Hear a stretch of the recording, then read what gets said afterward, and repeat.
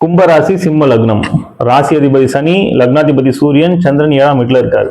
பொதுவாக கும்பராசின்னு சொன்னாலே அவங்களுக்கு ஒரு நிதானம் இருக்கும். ரொம்ப நிதானமாக இருப்பாங்க. உறுதித்தன்மை அதிகமாக இருக்கும். ஒரு விஷயம் செய்யணும் முடிவு பண்ணாங்கன்னா அது எவ்வளோ தடை வந்தாலும் அதை நேர்த்தியாக செஞ்சு முடிக்கிற திறமை அவங்ககிட்ட இருக்கும். அதே போல் சகிப்புத்தன்மை ரொம்ப அதிகமாக இருக்கும். எது மாதிரியான விஷயமா இருந்தாலும் சகிச்சுக்கிட்டு அந்த விஷயத்த செய்கிற தன்மை, ஏற்றுக்கிற தன்மை எல்லாமே அவங்ககிட்ட இருக்கும். பொழுதுபோக்குக்கு அதிகமான முக்கியத்துவம் கொடுப்பாங்க. நிறைய லைஃப்பை என்ஜாய் பண்ணணும்னு நினைப்பாங்க. நிறைய இடம் சுற்றி பார்க்கணும்னு நினைப்பாங்க. இயற்கையான சூழலில் இருக்கணும்னு நினைப்பாங்க. நிறைய ட்ராவல் பண்ணுறது பிடிக்கும் அவங்களுக்கு. ஈஸியாக மற்றவங்க டாமினேட் பண்ணிடுவாங்க. எப்படின்னா எந்த ஒரு விஷயத்தையும் உடனே ரியாக்ட் பண்ண மாட்டாங்க. பொறுத்து போவாங்க. மொத்தமாக சேர்த்து வச்சு ஒரே டைமில் அதுக்கான வாய்ப்பு வரும்போது ரியாக்ட் பண்ணுவாங்க. அப்போது அவங்க ரியாக்ட் பண்ணுற விஷயத்த எதிரில் இருக்கவங்களால மறுக்கவும் முடியாது, அதை தடுக்கவும் முடியாது. ஸோ ஈஸியாக மற்றவங்கள டாமினேட் பண்ணுவாங்க. அதே போல் மரியாதை ரொம்ப முக்கியம். மரியாதை இருக்கிற இடத்துல தான் இவங்க இருப்பாங்க. இவங்களுக்கு மரியாதை இல்லைன்னா அந்த இடத்துல இவங்க போக மாட்டாங்க. இவங்களுக்கு முக்கியத்துவம் இல்லைனாலும் அங்கே போக மாட்டாங்க. இது எல்லாமே கும்பராசினுடைய பொதுவான குணங்கள். இங்கே சிம்ம லக்னம் சேரும் பொழுது இன்னும் சில விஷயங்கள் இவங்களுக்கு சேரும். முக்கியமாக நிதானம் ரொம்ப அதிகமாக இருக்கும். அளவுக்கு அதிகமான நிதானம். ஆனால் அவங்களுடைய செயல்பாடு அதில் ஒரு தெளிவு, வீரம், ஒரு ராஜாவுக்கு உண்டான அத்தனை தன்மையும் உங்ககிட்ட இருக்கும். இவங்களை பற்றின சிந்தனை எப்பவுமே பாசிட்டிவாக தான் வச்சுருப்பாங்க. இவங்களை பொறுத்த வரைக்கும் இவங்க தான் ராஜா. இவங்க என்ன சொன்னாலும் அது நடக்கணும். இவங்க இப்போ ராஜா அப்படின்னா அதிகாரம் பண்ணுறது மட்டும் இல்லை, மக்களை பாதுகாக்கிறது, மக்களுக்கு தேவையான செய்கிறது, பொதுவான விஷயங்களுக்கு முக்கியத்துவம் கொடுக்கறது, அதுக்கு நிறைய தர்ம காரியங்கள் செய்கிறது, இப்படி பல நல்ல விஷயங்களும் இவங்ககிட்ட இருக்கும். அதே நேரத்தில் இவங்க ஒரு விஷயம் சொன்னாங்கன்னா அது நடக்கணும். இவங்க சொல்றதை செய்யறதுக்கு ஆளுங்க நிறைய பேர் இருப்பாங்க. இவங்களுடைய வாழ்க்கை முறையே அப்படிதான் இருக்கும். ஒரு ராஜா மாதிரி இருக்கும். அது மாதிரி அமைப்பு தான் இவங்களுக்கு இருக்கும். லக்னம், ராசி இது ரெண்டும் முதல்ல எப்படி வேலை செய்யுதுன்றதை நம்ம தெரிஞ்சுக்கலாம். இப்போது ஒரு குழந்தை பிறக்குதுன்னு வச்சுக்கோங்களேன். அந்த நேரத்தில் சூரியனுடைய கதிர்வீச்சு எந்த ராசியின் மேலே விழுந்துச்சோ அது லக்னம். ஸோ அந்த லக்னத்தை வச்சு தான் மற்ற கிரகங்களின் தன்மைகளை நம்ம ஆராய்ச்சி பண்ண முடியும். அதே நேரத்தில் சந்திரன் எந்த ராசியின் மேலே இருக்காரோ அது ஜென்ம ராசி. இப்போ ஜென்ம லக்னத்தை வச்சு அந்த ஜாதகருடைய கேரக்டர் எப்படி இருக்கும், அவருடைய சிந்தனை எப்படி இருக்கும், அவருடைய லைஃப் ஸ்டைல் எப்படி இருக்கும், இந்த ஜென்மம் ஃபுல்லாக அவருடைய பலன்கள் என்ன, எந்தெந்த காலகட்டத்தில் எப்படி இருப்பார் அப்படின்றத ஜென்ம லக்னத்தின் மூலமாக நம்ம சொல்ல முடியும். இந்த ராசி எப்படி வேலை செய்யுது அப்படின்னா, கோள்கள் சுற்றிக்கிட்டே இருக்கு இல்லைங்களா. ஒரு கோளும் ஒரு காலகட்டத்தில் ஒரு இடத்துலேருந்து இன்னொரு இடத்துக்கு பயிற்சி ஆகுது. இப்படி பயிற்சி ஆகிட்டே இருக்கும் பொழுது ஒரு பலன் கிடைக்கும். ஒரே கிரகம் ஒரு வீட்டில் இருக்கும்போது ஒரு பலன் தரும், இன்னொரு வீட்டில் இருக்கும்பொழுது வேற ஒரு பலனை தரும். ஸோ இந்த கிரகங்கள் பயிற்சி ஆகும்போது கிடைக்கக்கூடிய பலன்களை சந்திரன் எங்கே இருக்காரோ அதை வச்சு நம்ம கால்குலேட் பண்ணுறோம். அதுதான் ராசி. ஸோ நீங்கள் பார்த்தீங்கன்னா ராசி பலன் தான் எங்கேயுமே சொல்லுவாங்க. ஏன் அப்படின்னா லக்னம்ன்றது ஃபிக்ஸ்டு. நீங்கள் பிறக்கும் பொழுது இந்த ஜென்மம் ஃபுல்லாக உங்களுக்கு என்ன பலன்றதை அங்கே ஃபிக்ஸ் பண்ணியாச்சு. அதே போல் நட்சத்திரமும் அதுக்கேற்ற மாதிரி பலன்கள் இருக்குது. தசாபுத்திகள் நடத்தக்கூடிய கிரகங்களுக்கு ஏற்ற பலன்களும் உங்களுக்கு இருக்குது. ஆனால் இந்த ராசி பலன் கோள்கள் மாறிக்கிட்டே இருக்கும் பொழுது ஒரு பலன் தர்றதுனால அது பலன் மாறிக்கிட்டே இருக்கும். அதனால் ராசி பலன் நம்ம சொல்கிற மாதிரி இருக்குது. லக்னம் அப்படின்றது ஒருத்தருடைய சிந்தனை, அவருடைய கேரக்டர் எப்படி இருக்கும் அப்படின்றத சொல்லக்கூடியது. இந்த ராசி அப்படின்றது தன்னுடைய செயல்பாடுகளை பற்றி சொல்லக்கூடியது. இப்போ உதாரணத்துக்கு ஒருத்தர் கன்னி லக்னத்தில் பிறந்திருக்காருன்னு வச்சுக்கோங்களேன். அந்த கன்னி லக்னத்துக்கு உண்டான அத்தனை குணங்களும் அவருக்கு இருக்கும். மேஷ ராசியில் பிறந்திருக்காருன்னு வச்சுக்கோங்களேன். மேஷ ராசிக்கு உண்டான அத்தனை செயல்களும் அவங்க செய்வாங்க. கன்னி லக்னத்துக்கு உண்டான சிந்தனைகள் இருக்கும், ஆனால் செயல்பாடு எல்லாமே மேஷ ராசிக்கு உண்டான செயல்பாடுகள் தான் அங்கே அதிகமாக இருக்கும். ஒரு பிரச்சனை அப்படின்னா அந்த பிரச்சனை எதனால் வந்துச்சு, அதை எப்படி சரி பண்ணலாம், அதை பேசியே சரி பண்ணக்கூடிய அந்த விஷயம் எல்லாமே கன்னி லக்னத்துக்கு இருக்கும். தன்னை நம்ம தப்பு பண்ணாமலே பழி சொல்லிட்டா கூட அவங்களுக்கு அதை புரிய வச்சு ஆப்போசிட் சைடு யோசிக்கிறது, நிதானமாக இருக்கிறது, இந்த விஷயம்லாம் அந்த கன்னி லக்னத்துக்கு இருக்கும். ஆனால் மேஷ ராசியை பொறுத்த வரைக்கும் என்னை எப்படி நீங்கள் என்னை தப்பு சொல்லலாம், அந்த கோபம் வந்துடும். அந்த கோபத்தோட அந்த தன்னுடைய உணர்வு வெளிப்படுத்தக்கூடிய அந்த தன்மை மேஷராசிக்கு இருக்கும். ஸோ மனசில் பார்த்தீங்கன்னா அவங்க நிதானமாக தான் இருப்பாங்க. நம்ம வந்து அவங்கள கேட்கணும், அவங்க சைடு நம்ம என்ன நியாயத்தை கேட்கணும், அவங்க சைடு யோசிக்கணும்லாம் இருக்கும். ஆனால் செயல்படும் பார்த்தா அந்த டைமில் டக்குன்னு கோவப்பட்டுருவாங்க. அப்புறமா யோசிப்பாங்க, நம்ம வந்து இந்த மாதிரி பேசியிருக்கக்கூடாது, நம்ம பொறுமையாக இருந்திருக்கணும். ஸோ இந்த டிஃப்ரென்ஸ் வர்றதுக்கு காரணம் லக்னமும் ராசியும் கிளாஷ் ஆகுது. இப்போது ஒருத்தரை நம்ம பார்க்குறோன்னா அவருடைய கேரக்டர் என்ன, அவர் என்ன சிந்திக்கிறார், அவர் மனசில் என்ன நினைக்கிறாரு அப்படின்றத நம்ம ஈஸியாக புரிஞ்சிக்க முடியாது. அவர் என்ன செயல் செய்கிறாரோ இதை வச்சு தான் அவரை நம்ம ஒரு கேரக்டர் நினச்சிக்குவோம். எப்போவுமே நம்ம செய்கிற செயல்களை நம்மளால் புரிஞ்சிக்க முடியாது. நம்முடைய சிந்தனைகளை நம்ம புரிஞ்சுக்குவோம், நம்ம என்ன நினைக்கிறோன்றது நமக்கு தெரியும். ஆனால் நம்ம என்ன செய்கிறோம், நம்முடைய செயல்பாடு எப்படி இருக்குது அப்படின்றத நம்மளால் அவ்வளோ சீக்கிரம் அனலைஸ் பண்ண முடியாது. லக்னத்தின்படி நம்முடைய கேரக்டர் என்ன, ராசியின்படி நம்ம என்ன செயல்பாடுகள் செய்வோம், இது ரெண்டையும் நம்ம தெளிவாக புரிஞ்சுக்கிட்டோம் அப்படின்னா நம்மளை அனலைஸ் பண்ணுறது ஈஸி, லைஃப் ஈஸியாக கொண்டு போக முடியும். லக்னத்திலேருந்து 7ஆம் வீட்டில் சந்திரன் இருக்கிற இடத்தை பொறுத்து பலன் சொல்றதுக்கு நிறைய விதிகளும் இருக்குது, விதி விலக்குகளும் இருக்குது. ஆனால் இங்கே முக்கியமாக ஒரு விஷயம் சொல்லணும்னா வாழ்க்கை துணை. இவங்களுக்கு பொருத்தமான ஒரு வாழ்க்கை துணை கிடைப்பாங்க. இவங்களுக்கு ஒரு விஷயம் வேணும் அப்படின்னு வாய் திறந்து கேட்கறதுக்கு முன்னாடியே இவங்களுக்கு என்ன வேணுன்றதை புரிஞ்சுக்கிட்டு செய்யக்கூடிய ஒரு வாழ்க்கை துணை இவங்களுக்கு கிடைப்பாங்க. இது பொதுவான விதி. மற்ற கிரகங்களை பொறுத்து இந்த பலன்கள் மாறக்கூடிய வாய்ப்புகள் நிறையவே இருக்கு. இந்த சந்திரன் பௌர்ணமி சந்திரனா இருந்தால் ரொம்ப நல்ல பலனை தருவார். அதாவது 7ஆம் வீட்டில் குரு இருந்தா லக்னத்தை பார்ப்பார், அப்போ ஒரு சிறப்பான பலனை கொடுப்பார். அதே போல சந்திரன் பௌர்ணமி சந்திரனா இருந்தா அவரை குருவுக்கு நிகரான பலனை தருவார். வளர்பிறை சந்திரனா தான் நல்ல பலனும், தேய்பிறை சந்திரனா தான் கெடுபலனும் தருவார்னு சொல்லியிருக்காங்க. உங்க ஜாதகத்துல சந்திரனை பத்தி தெரிஞ்சுக்கணும்னா இங்க சந்திரன்ல இருந்து 7ஆம் வீடு சிம்மம், இங்க சூரியன் இருந்தாருன்னா இது பௌர்ணமி சந்திரன். சந்திரன் கூடவே சூரியன் இருந்தா அது அமாவாசை. இங்க கன்னியில இருந்து மகரம் வரைக்கும் இங்க எங்கேயாவது சூரியன் இருந்தாருன்னா அது வளர்பிறை சந்திரன்.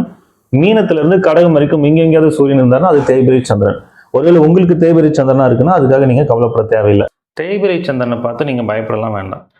இப்போ ஒரு ஜாதகத்துல லக்னாதிபதி எப்படி இருக்காரு, நட்சத்திர அதிபதி எப்படி இருக்காரு, குரு எப்படி இருக்காரு, உங்களுக்கு தசாபதிகள் நடத்தக்கூடிய கிரகங்கள் எப்படி இருக்கு, ஸோ இதெல்லாம் பார்த்து இப்போ எந்தெந்த கிரகங்கள் சேர்க்கை இருக்குது, அது மூலமாக என்ன பலன் வருது, இப்படிலாம் நிறைய நம்ம ஆராய்ச்சி பண்ணும்பொழுது உங்களுக்கு பலன்கள் மாறும்.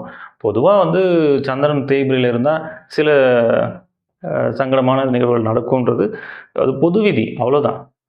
அது எல்லாருக்கும் நடந்தே தீரணும்னு கட்டாயம்லாம் இல்லை.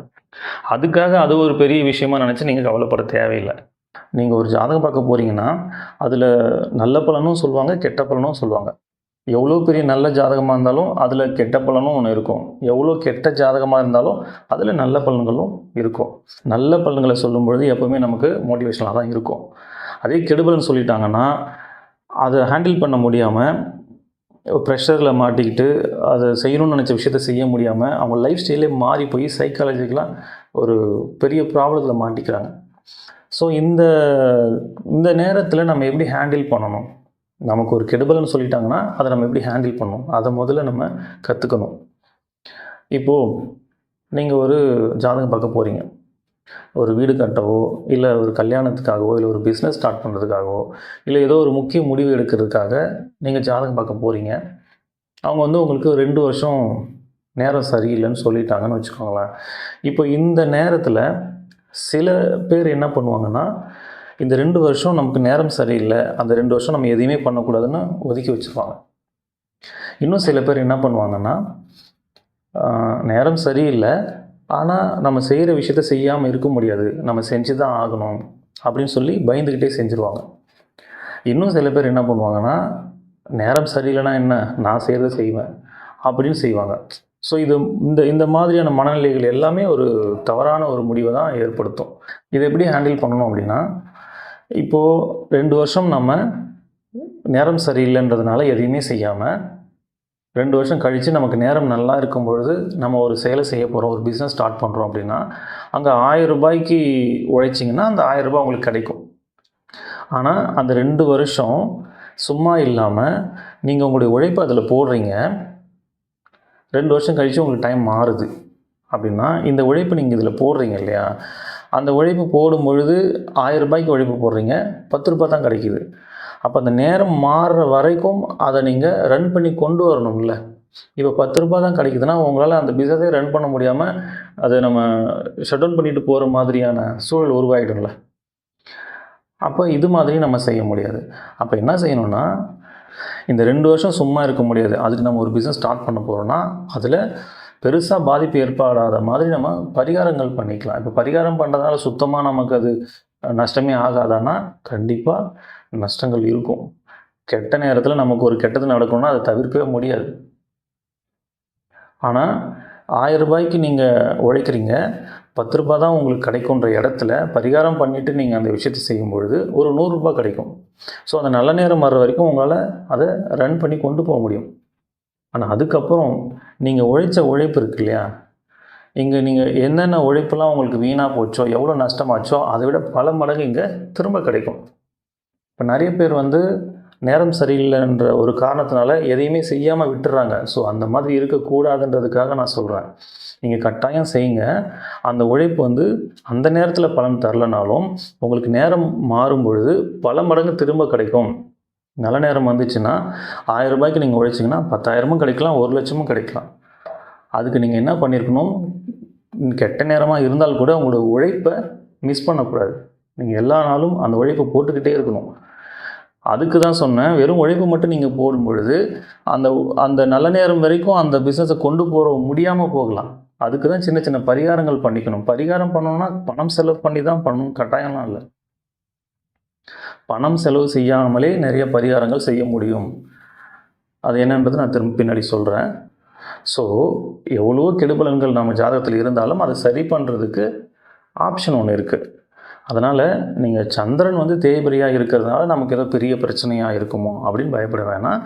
அதனால் வரக்கூடிய பாதிப்புகளை நம்ம சரி செய்கிறதுக்கும் நம்மக்கிட்ட வாய்ப்புகள் இருக்கும். அந்த ஜாதகத்தில் பார்க்கும்பொழுது கண்டிப்பாக இருக்கும். அதனால் நீங்கள் பயப்பட வேண்டாம். இவங்களுக்கு வேலையை பற்றி சொல்லணும் அப்படின்னா, அரசு துறையில் வேலை செய்கிறதுக்கான ஆர்வம் அதிகமாக இருக்கும், வாய்ப்புகளும் நிறைய கிடைக்கும். அரசியல் இருக்கிறதுக்கான ஆர்வம் வாய்ப்பு கிடைக்கும். அதே போல் அரசியல் சார்ந்த ஏதாவது ஒரு ப்ராஜெக்ட் எடுத்து பண்ணுறது, கான்ட்ராக்ட் எடுத்து பண்ணுறது, இது மாதிரியான வாய்ப்பு இவங்களுக்கு அதிகமாக கிடைக்கும். வியாபாரத்தின் மேலே அதிகமான ஆர்வம் இருக்கும், வியாபாரம் செய்யக்கூடிய வாய்ப்பு அதிகமாக இருக்கும். இவங்களுக்கு ஸ்மார்ட் ஒர்க் பண்ணுறது தான் பிடிக்கும். கடுமையான வேலை செய்கிறது இவங்களுக்கு பிடிக்காது. ஸ்மார்ட்டாக ஒர்க் பண்ணணும், நிறைய சம்பாதிக்கணும், அதுக்கான டெக்னிக் இவங்களுக்கு ரொம்ப நல்லா தெரியும். அதே போல் பழமையான பொருட்களுக்கு முக்கியத்துவம் தருவாங்க. பழமையான பொருட்களை அதிகமான விலைக்கு விற்கக்கூடிய வாய்ப்புகள் இவங்களுக்கு அதிகமாக இருக்கும், திறமையும் இருக்கும். பரம்பரையாக செய்யக்கூடிய வேலை, தந்தை வழியில் செய்யக்கூடிய வேலை, ஒரு IAS IPS ஒரு கெசட்டட் ரேங்க் இருக்கக்கூடிய உயர் பதவியில் வகிக்கக்கூடிய வேலை, இரும்பு சம்பந்தப்பட்ட வேலை, ஒரு லாயராக இருக்கிறது, ஒரு ஜட்ஜாக இருக்கிறது, இது மாதிரியான வேலைகள்லாம் கிடைக்கிறதுக்கான வாய்ப்புகள் அதிகம். திருமண வாழ்க்கையை பற்றி சொல்லணும்னா ஆல்ரெடி நம்ம சொல்லியிருக்கோம், சந்திரன் 7ஆம் வீட்டில் இருக்கும் பொழுது பொருத்தமான வாழ்க்கை துணை கிடைப்பாங்கன்னு. பொருத்தமான வாழ்க்கை துணை அப்படின்னா, பழங்காலத்தில் பார்த்தீங்கன்னா நிறைய படங்கள்ல ஒரு ஹீரோ ஒரு பஞ்சாயத்து தலைவராக இருப்பார், இல்லைன்னா ஊர் தலைவராக இருப்பார். அவர் பார்த்தீங்கன்னா இப்படி திரும்பினா சொம்புல தண்ணி நிற்கும், இப்படி திரும்பினா துண்டு நிற்கும். அவங்க மனைவி இப்படி ஒளிஞ்சிருந்து பார்த்துக்கிட்டே இருப்பாங்க, ஏதாவது வேணுமான்னு. இவங்க ஏதாவது ஒரு வேணுமா இப்படி கண்ணை காட்டினாலே உடனே ஓடி போய் செய்வாங்க. அந்த மாதிரி பணிவிடை செய்யக்கூடிய கணவனோ மனைவியோ இவங்களுக்கு அமைவாங்க. இவங்க அவங்கள எப்படி பார்த்துப்பாங்க அப்படின்னா, நல்லா பார்த்துப்பாங்க, ஆனால் டாமினேட் பண்ணுவாங்க. அவங்களுக்கு என்ன தேவை எல்லாமே இவங்களுக்கு தெரியும். அவங்களுக்கு கேட்கறதுக்கு முன்னாடி இவங்களும் செய்யணும்னு நினைப்பாங்க, எல்லாமே செய்வாங்க. ஆனால் இவங்களுடைய கணவனோ மனைவியோ அவங்கள எந்த அளவுக்கு இவங்க பார்த்துக்கிறாங்களோ அந்த அளவுக்கு இவங்களுடைய பெருமைகளை பேசுவாங்க. என்ன மாதிரி ஒரு கணவன் உனக்கு கிடைக்க மாட்டான், என்ன மாதிரி ஒரு மனைவி உனக்கு கிடைக்க மாட்டா, இப்படின்ற மாதிரியான ஆர்குமெண்ட் அங்கே வரும். அது மட்டும் இல்லை, இவங்க ரொம்ப நிதானமாக தான் இருப்பாங்க. ஆனால் எல்லாத்தையும் சேர்த்து வச்சு மொத்தமாக அவங்களுடைய ஃபீலிங்ஸை வெளிக்காட்டுவாங்க. இவங்களுடைய கோபம், இவங்களுடைய மூர்க்கத்தனம் எல்லாமே அந்த மாதிரி டைம்ல வெளியில வரும். அது ரொம்ப ஆக்ரோஷமா இருக்கும். அப்போ எதிரில் இருக்கிறவங்களால ஏத்துக்கிறது சிரமமா இருக்கும், அது தாங்க முடியாது. ஸோ இவங்களுடைய கோபத்தை குறைச்சிக்கிறது ரொம்ப நல்லது. இது பொது பலன் தான். மற்ற கிரகங்களின் அடிப்படையில் பலன்கள் மாறக்கூடிய வாய்ப்பு நிறைய இருக்கு. ஒருவேளை உங்க வாழ்க்கையில நிறைய பிரச்சனைகளை ஃபேஸ் பண்றீங்கன்னா நம்ம சொல்லக்கூடிய எளிய முறை பரிகாரங்களை வீட்டிலேயே செஞ்சுக்கோங்க, நிச்சயமா பிரச்சனைகள் குறையும். பரிகாரம் ஏன் சார் பண்ணணும்? பரிகாரம் பண்ணால் பிரச்சனை தீர்ந்துருமா? நிச்சயமாக தீராது. இப்போது நம்ம ஜாதகத்தில் இருக்கக்கூடிய நல்ல பலன்களை நம்ம அனுபவித்து தான் தீரணும். அதே போல் கெடு பலன்களையும் கட்டாயம் அனுபவிக்கணும். அதுக்கு தான் பிறந்திருக்கோம். அப்புறம் இதுக்கு பரிகாரம் பண்ணணும். பரிகாரம் பண்ணால் அந்த பிரச்சனையினால் ஏற்படக்கூடிய விளைவுகளை குறைக்க முடியும், அந்த பிரச்சனையை ஃபேஸ் பண்ண முடியும், அந்த பிரச்சனையை கடந்து போகிறதுக்கான வழிகள் நமக்கு கிடைக்கும். எப்போவுமே நம்ம பிரச்சனையை பார்த்து பயப்பட மாட்டோம், அந்த பிரச்சனையினால் ஏற்படக்கூடிய விளைவுகளை நினச்சி தான் நம்ம பயப்படுவோம். அந்த விளைவுகள் தான் நமக்கு சிரமத்தை கொடுக்கும். இப்போ உதாரணத்துக்கு, இப்போ இந்த உதாரணம் வந்து நான் நிறைய இடத்துல சொல்லியிருக்கேன், இருந்தாலும் எளிமையாக இருக்கிறதுனால நான் திரும்பவும் இதையே சொல்கிறேன். இப்போ நம்ம கீழே விழுந்துட்டோம் அப்படின்னா, கீழே விழுறோம் அப்படின்றது ஒரு பிரச்சனை தான். கீழே விழுந்தால் நமக்கு அடிபடாது, வலிக்காதுன்னா கீழே விழுறதை நினச்சி நம்ம ஏன் பயப்பட போகிறோம்? இப்போ கீழே விழுறது ஒரு நிகழ்வு, ஒரு பிரச்சனைன்னு வச்சுக்கலாம். ஆனால் அதனுடைய விளைவு எப்படி இருக்கலாம்? ஒன்றுமே நடக்காமல் நம்ம எழுந்துடலாம், இல்லை கை காலில் முறிவு ஏற்படலாம், இல்லை 6 மாதம் படுத்து படுக்கையாக இருக்கலாம், இல்லை உயிர் போகிற அளவு கூட பாதிப்பு ஏற்படலாம். அப்போது கீழே விழுறது ஒரு பிரச்சனை, ஆனால் அதோடைய விளைவுகள் மாறிக்கிட்டே இருக்கு இல்லையா? இப்போ நம்ம பரிகாரம் பண்ணுறதுனால என்ன நடக்கும்னா, அந்த கீழே விழுற பிரச்சனையை நம்ம தவிர்க்க முடியாது, ஆனால் அதனால் ஏற்படக்கூடிய பாதிப்பை நம்ம குறைக்க முடியும். நம்ம ஜாதகத்தில் பிரச்சனைகளை ஏற்படுத்தக்கூடிய கிரகங்களை சாந்தப்படுத்தவும், அதனுடைய வீரியத்தை குறைக்கவும் நம்ம செய்யக்கூடிய செயல்கள் அனைத்துமே பரிகாரம் தான். சரி, இந்த பரிகாரம் வந்து பணம் செலவு பண்ணி தான் பண்ணணுமா? பரிகாரம் பல வழிகளை நம்ம செய்ய முடியும். பணம் செலவு பண்ணி செய்கிறது எவ்வளோ வழிகள் இருக்குது. பணம் செலவு பண்ணாமல் நான் செய்யக்கூடிய நமக்கு வழிகள் நிறையா இருக்குது. என்னால் பெருசாக பொருள் செலவு பண்ண முடியாது, ஆனால் பரிகாரம் பண்ணணும்னு நினைக்கிறவங்களுக்கு நான் சொல்லக்கூடிய விஷயங்கள்லாம் நீங்கள் தாராளமாக ஃபாலோ பண்ணலாம். இது எந்த ராசிக்கும் எந்த நட்சத்திரத்துக்கும் பர்டிகுலராக நம்ம சொல்லலை. பொதுவாக யார் வேணாலும் செய்யக்கூடிய எளிமையான பரிகாரங்கள். முதல்ல சூரியனுக்கு சமர்ப்பணம் செய்யணும். தினமும் காலையில் குளிச்சுட்டு மொட்டை மாடியில் போய் நின்று, இல்லை வீட்டுக்கு வெளியில் போய் நின்று சூரியனை பார்த்து கையில் தண்ணி அள்ளி இப்படி கீழே கொட்டுங்க. சூரியனை பார்த்து இப்படி கீழே கொட்டுங்க. சமர்ப்பணம் சொல்லி செய்யுங்க. ஒவ்வொரு பௌர்ணமி அன்னைக்கும் திருவண்ணாமலைக்கு கிரிவலம் போயிட்டு வாங்க. பௌர்ணமி அன்னைக்கு போகிறதுக்கு எனக்கு வாய்ப்பு இல்லை சார் அப்படின்னா, வளர்பிறை டைமில் ஏதோ ஒரு நாள் நீங்கள் போயிட்டு வரலாம். இல்லை அப்போவும் என்னால் முடியாது, எனக்கு எப்போ டைம் கிடைக்குன்னே தெரியல அப்படின்னா, அட்லீஸ்ட் திருவண்ணாமலைக்கு போயிட்டு வாங்க. என்னால் திருவண்ணாமலைக்கு போகிற அளவுக்கு எனக்கு சுச்சுவேஷன் இல்லை சார் அப்படின்னா, நீங்கள் எங்கே இருக்கீங்களோ அங்கேயே நீங்கள் மொட்டை மாடியிலேருந்து சந்திரனுடைய ஒளியில் உங்களால் எவ்வளோ நேரம் இருக்க முடியுமோ இருக்கலாம் பௌர்ணமி அன்னைக்கு. அடுத்தது நவகிரகங்களை சுற்றுங்க. இந்த நவகிரகங்கள் வந்து சனிக்கிழமையில் சுற்றுறது சிறப்பு. ஏன் சனிக்கிழமையில் சுற்றணும் அப்படின்னா, ஒவ்வொரு நாளும் சூரியன் உதிக்கிற நேரத்தில் எந்த கிரகங்களுடைய கதிர்வீச்சு பூமி மேலே படுதோ அந்த கிரகத்தினுடைய ஆதிக்கம் அந்த நாளில் இருக்கும். அப்படி தான் வந்து நம்முடைய வாரங்கள் இருக்கும். தமிழ் வாரங்கள் 7 நாள் வருது இல்லைங்களா? 7 நாளுமே ஒரு கிரகத்தின் ஆதிக்கம் அங்கே அதிகமாக இருக்கும். அதுபோல் சனி பகவானுடைய ஆதிக்கம் சனிக்கிழமைகளில் அதிகமாக இருக்கும். சனி கிரகத்திலேருந்து வரக்கூடிய கதிர்வீச்சுகள் மூலமாக நமக்கு பலன்கள் கிடைக்கும். பூமியிலிருந்து சனி கிரகம் ரொம்ப தொலைவில் இருக்கிறதுனால இடைப்பட்ட தூரத்தில் இருக்கக்கூடிய கிரகங்கள் அதனுடைய கதிர்வீச்சையும் அதனுடைய பலன்களையும் நம்ம பெறக்கூடிய வாய்ப்புகள் சனிக்கிழமைகளில் அதிகமாக இருக்கும். அதனால் சனிக்கிழமைகளில் நம்ம நவகிரகங்களை சுற்றி வரணும். நவகிரகங்களை சுற்றும் பொழுது ஒரு கிரகத்தின் பேரை சொல்லி போற்றி சொல்லி சுற்றிட்டு வாங்க. சூரிய பகவானை போற்றி, சந்திர பகவானை போற்றி, செவ்வாய் பகவானை போற்றி, புத பகவானை போற்றி, குரு பகவானை போற்றி, சுக்கிர பகவானை போற்றி, சனி பகவானை போற்றி 7 சுற்று கிளாக் வைஸ் சுற்றணும். எதிர் திசையில் 2 சுற்று சுற்றணும். ராகு பகவானை போற்றி, கேது பகவானை போற்றி சனிக்கிழமைகளில் நவகிரகங்களை சுற்றிட்டு வாங்க. வயசானவங்களை நீங்கள் ரோட்டில் ஆதரவு இல்லாமல் இருக்கிற வயசானவங்களை பார்த்தீங்கன்னா அவங்களுக்கு சாப்பாடு வாங்கி கொடுங்க. அவங்கள பார்க்கணுன்றதுக்காகவே நீங்கள் சாப்பாடு வாங்கிட்டு போய் கொடுத்தீங்கன்னா இன்னும் சிறப்பு. அவங்களுக்கு செஞ்சால் நமக்கு புண்ணியம் நினச்சி தயவு செஞ்சு செய்யாதீங்க. அவங்களுக்கு பசிக்கும், அவங்க பசி ஆற்றணும் அப்படின்ற எண்ணத்தில் நீங்கள் அந்த சாப்பாடை வாங்கி கொடுங்க. மாற்றுத்திறனாளிகள் இருந்தாங்கன்னா அவங்களுக்கு உடல் உழைப்பு கொடுங்க. பணம் செலவு பண்ணுறதை விட நம் உடல் உழைப்பு அதிகமாக கொடுக்கறது தான் பலன்கள் அதிகமாக இருக்கும். இது எல்லாமே வந்து ரொம்ப எளிமையாக நீங்கள் செய்யக்கூடிய ஒரு பரிகாரங்கள் தான். இதை நீங்கள் செய்கிறதுனால எளிமையான பரிகாரம் தான், ஆனால் பலன் ரொம்ப பெருசு. நீங்கள் செஞ்சு பாருங்கள், உங்களுக்கு நிறைய பலன்கள் கிடைக்கும். இல்லை சார் எனக்கு இது பண்ணுறதுக்கான வாய்ப்புகளே எனக்கு இல்லை அப்படின்னு இருந்தீங்கன்னா, நீங்கள் எந்த நட்சத்திரம், எந்த ராசியாக இருந்தாலும் எதை பற்றியும் கவலைப்படாதீங்க. முருகனை கெட்டியாக பிடிச்சிக்கோங்க.